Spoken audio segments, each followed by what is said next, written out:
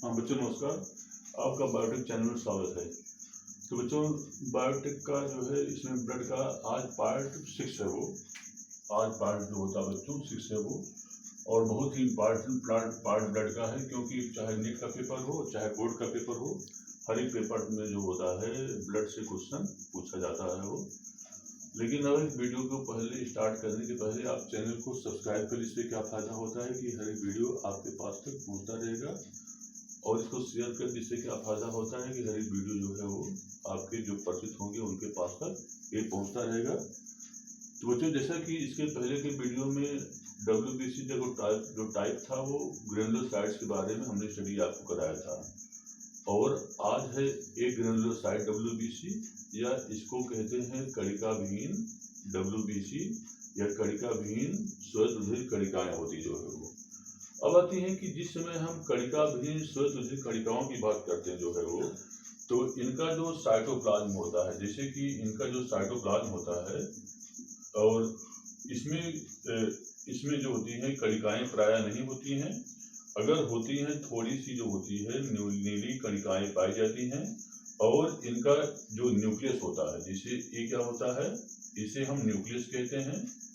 और न्यूक्लियस को brain of cell, heart of cell इसे भी कहा गया है।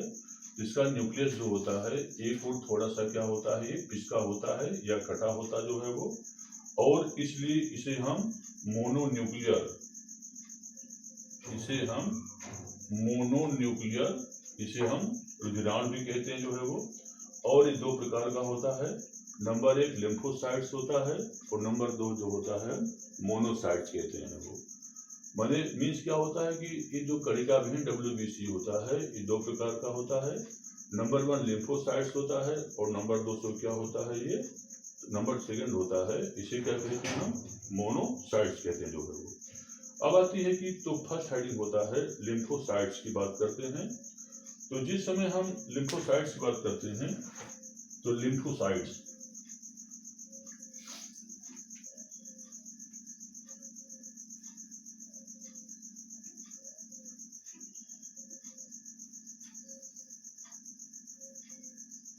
जिस समय हम नंबर 1 आता है, और इसे कहते हैं लिम्फोसाइट्स कहते हैं जो है वो।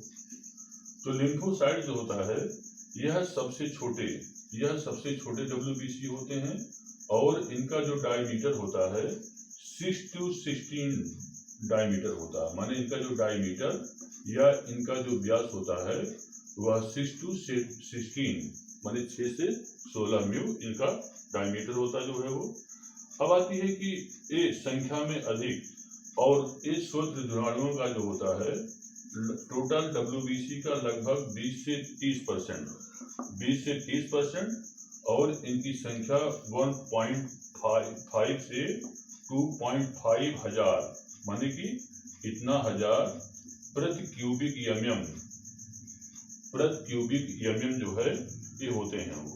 अब आती है कि इनका केंद्रक जो होता है जिसकी बात करते हैं, तो इनका जो न्यूक्लियस होता है वह जो होता है मतलब कि बड़ा सा, और एक और क्या होता है हल्का सा क्या होता है, ये पिसका होता है जो है वो। और कोशिका द्रव्य की जब केंद्र बड़ा होगा तो जाहिर बात है कोशिका द्रव्य, माने कि ये क्या हो गया, इसको न्यूक्लियस कहते हैं, और ये क्या होता है, इसे हम साइटोप्लाज्म कहते हैं जो है वो। जब न्यूक्लियस बड़े आकार का हो जाएगा तो साइटोप्लाज्म की मात्रा बच्चों इसमें क्या हो जाती है, वो कम हो जाती जो है वो। अब आती है कि इसमें भ्रमण की क्षमता कम होती है वो, और इनका जो प्रमुख कार्य क्या होता है कि शरीर की जो प्रतिरक्षी प्रक्रिया होती है वो प्रतिरक्षी क्रिया, या उसको हम एंटीबॉडी कहते हैं वो। प्रतिरक्षी क्रिया या क्या कहलाता है वो, एंटीबॉडी कहलाता है वो। तो प्रतिरक्षी क्रियाओं में ये रोगाणुओं का माने जो पैथोजेंस होते हैं उनको ये नष्ट करने का काम करती हैं वो, तथा विष पदार्थों को माने जो टॉक्सिक सब्सटेंस होता है, जो विष पदार्थ होते हैं उसको निष्क्रिय करके एंटीबॉडी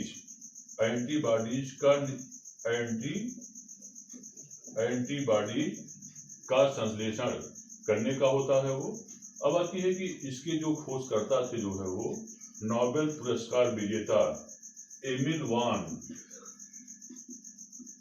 एमिल वान बेयरिंग थे जो है वो, माने इसके खोजकर्ता जो है वो नोबेल अवार्डेड जो है वो एमिल वान बेयरिंग इसके जो है बच्चों ये खोजकर्ता थे जो है वो। अब आती है कि लिम्फोसाइट जो होता है, ठीक है, इसको माने कि दो भागों में इसको बांटा जा सकता जो है वो। एक को हम कहते हैं बी लिम्फोसाइट्स, एक कहलाता है बी लिम्फोसाइट्स कहलाता जो है वो, बी लिम्फोसाइट्स। और सेकंड जो होता है इसे हम टी लिम्फोसाइट्स कहते हैं वो, माने इसको दो भागों में बांटा गया जो है वो। एक को हम कहते हैं बी लिम्फोसाइट्स कहते हैं और दूसरा जो होता है उसे क्या कहते हैं हम टी लिम्फोसाइट्स कहते हैं जो है वो। अब आती है कि टी लिम्फोसाइट जो सेल होती हैं इसका प्रमुख बच्चों क्या कार्य होता जो है वो कि प्रतिरक्षा जो तंत्र होते हैं, माने कि प्रतिरक्षा तंत्र, माने कि हमारे बॉडी में जो होता है प्रतिरक्षा तंत्र में जो होती है इसकी प्रमुख भूमिका होती है वो। तो एक इसके बारे में बच्चों रहा जो है वो लिम्फोसाइट्स रहा, जो कि बहुत इंपॉर्टेंट है। इस पे स्टार्ट बोर्ड क्वेश्चन पूछता है और नीट में जो होता है इससे छोटे छोटे क्वेश्चन पूछे जाते हैं वो। अब आता है कि नेक्स्ट हेडिंग आता है और उसे हम कहते हैं मोनोसाइट्स कहते हैं वो। नेक्स्ट हेडिंग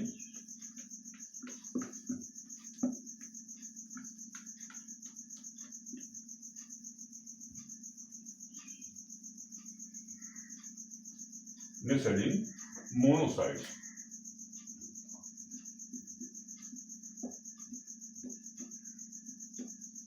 मोनोसाइट्स अब आती है कि मोनोसाइट जो होता है ये संख्या में सबसे कम जो होता है संख्या में इनकी मात्रा होती है और ये 2 से 10 ये टोटल WBC का लगभग 2 से 10% भाग बनाते हैं जो है वो। और इनकी संख्या जो है वो 200 से 700 प्रति क्यूबिक mm इनकी संख्या होती जो है वो। अब आती है कि ये सबसे बड़े और ये सबसे बड़े आकार के होते जो है वो, माने कि जो मोनोसाइट होता है ये सबसे बड़े आकार के होते जो है वो। अब आती है कि इनका जो डायमीटर होता है वह 12 से 20 म्यू इनका जो होता है वो डायमीटर होता है और ये सबसे बड़े आकार के होते हैं। इनका केंद्रक जो होता है बड़े आकार का होता है और एक किडनी शेप होता है वो, केंद्रक बड़े आकार का। और इसका जो न्यूक्लियस होता है, न्यूक्लियस एक केंद्र माने जो होता है वो किडनी शेप होता है वो, किडनी या सेब के बीच के आकार का होता जो है वो। और माने कि आकार का या ये चंद्रमा के आकार का होता है जो है वो, हाफ मून शेप होता है वो। इसमें जो होता है सक्रिय भ्रमण, माने कि सक्रिय भ्रमण या उसको क्या कहते हैं फैगोसाइट्स, सक्रिय भ्रमण या फैगोसाइटोसिस। ये क्या काम करते हैं, फैगोसाइटोसिस की क्रिया करके ऊतक द्रव्य में जाकर के ये जो होता है माने फैगोसाइटोसिस क्रिया करते हैं। और जो माने कि जो हमारे बॉडी में सूक्ष्मजीव पहुंच जाते हैं फॉरेन पार्ट के, उनको क्या करते हैं ये डिस्ट्रॉय करने का काम करते हैं जो है वो। अब आती है कि एक ऊतक में जाकर के जो होता है ये माइक्रोफेजेज में जो होता है बच्चों ये बदल जाते हैं वो, और जीवाणुओं आदि का भक्षण करके शरीर की जो है वो सुरक्षा करने का बच्चों ये कार्य करते हैं वो। तो बहुत इंपॉर्टेंट पॉइंट होता है क्योंकि मोनोसाइट्स जो होता है इससे क्वेश्चन पूछा जाता है वो। नेक्स्ट आता है कि ब्लड, ये रहा WBC के बारे में। अब आता है कि नंबर थर्ड होता है, उसे हम कहते हैं ब्लड प्लेटलेट्स। नंबर थर्ड होता है टाइप ऑफ ब्लड कॉर्पस का, और उसे कहते हैं ब्लड प्लेटलेट्स।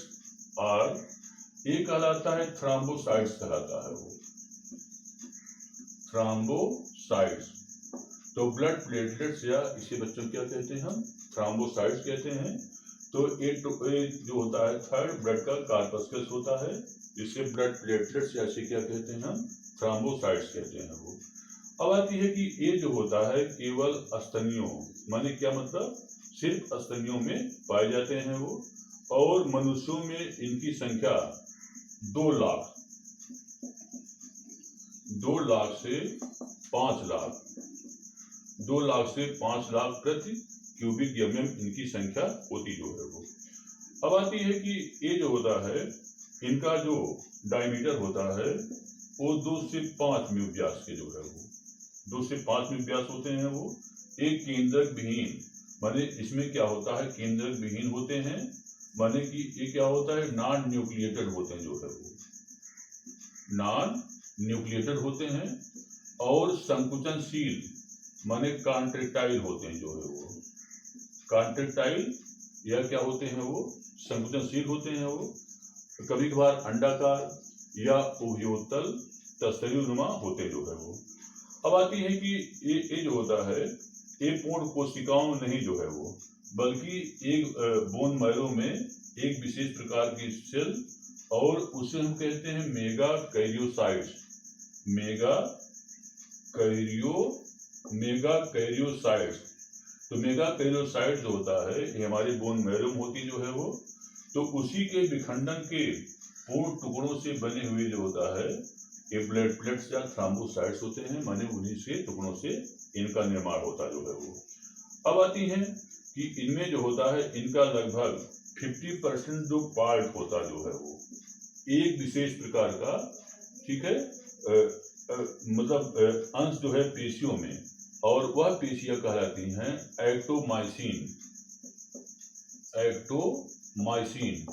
माइसिन जैसी, और थ्रोम्बोप्लास्टिन माने कि एक्टोमाइसिन और थ्रोम्बोप्लास्टिन जो होता है, ठीक है, तो ये संकुचनशील पेशी होती है जो।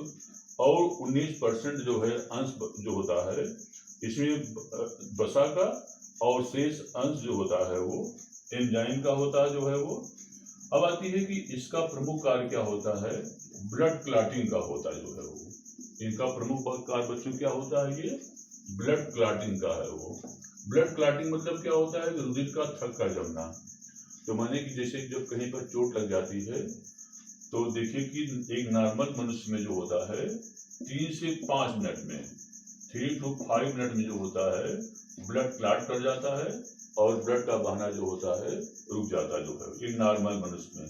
लेकिन अगर एक कोई हीमोफीलिया का पेशेंट है वो, माने कि अगर कोई हीमोफीलिक पर्सन है तो उसमें ये जो ब्लड क्लॉटिंग टाइम होता है वह आधे घंटे से माने 30 मिनट से लेकर के लगभग 24 आवर ये टाइम ब्लड क्लॉटिंग टाइम लगता है जो है वो, क्योंकि इसमें फैक्टर 8 की कमी होती जो है वो, क्लॉटिंग फैक्टर 8 कमी होती है। तो कुल मिलाकर ब्लड प्लेटलेट जो होता है ये हमारी बॉडी में क्या काम करता है जो है वो, ये जो होता है वो माने क्षतिग्रस्त अंगों में ब्लड को क्लॉट करा करके रुधिर को बहने से बच्चों क्या काम करता है, ये बचाने का काम करता जो है वो। अब आती है कि कभी कभार क्या होता है कि ये मतलब कि लगातार ब्लीडिंग होती रहती है। हालांकि ये पर्सन मतलब हीमोफीलिक पर्सन में जो होता है ये दिखाई पड़ता है वो। अब आती है कि अगला इसमें आता है life span of blood corpuscles. Next की बात करते हैं तो बच्चा आता है लाइफ स्पान ऑफ ब्लड कार्पस्कल्स।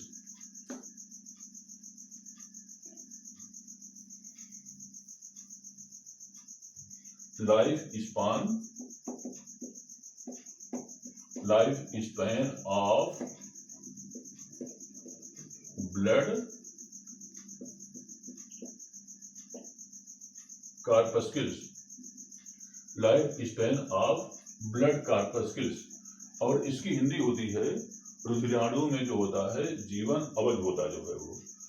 तो रुधिराणु जो होता है जितने ब्लड कार्पस्कल्स होते हैं, चाहे आरबीसी हो, चाहे डब्ल्यूबीसी हो, और चाहे ब्लड प्लेटलेट्स हो जो है वो, ये जो होता है अपनी मरम्मत एवं वृद्धि नहीं कर सकते हैं।